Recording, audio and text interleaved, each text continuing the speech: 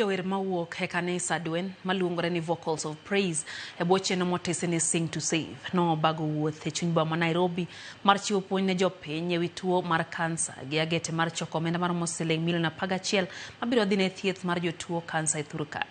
Jalup ogae mar obila Gilbert Masengeli elo jagoro mongiore migawo mar ita Dr. Raymond Omolo manotelo ne chenro no chenro mag thieth e kanisa dwen e pacho ka Laktar John Okelo e kind jotelo mamoko oyango ni nitie dwaro mondo mi jopiny ong'e ber yango tuo no chon kapok olandore kendo chiwo sir kod jip ne jotuo kansa.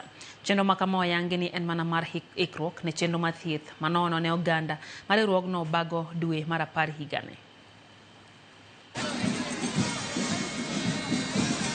Gengo kansa yot moe thiedho kansa.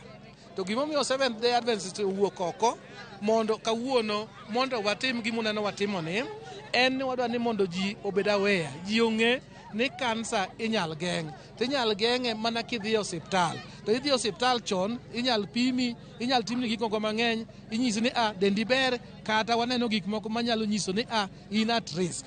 An survivor mar kansa.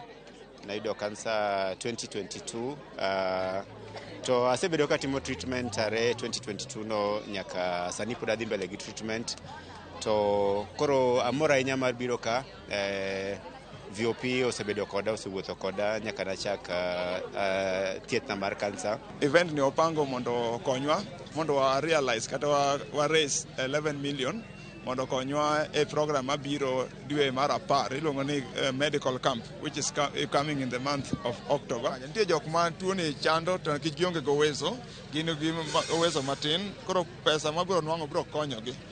As today, I will urge that we be very sensitized and be very aware of our lifestyle because it's a lifestyle disease that causes this death. We as the security officers, security is our focus.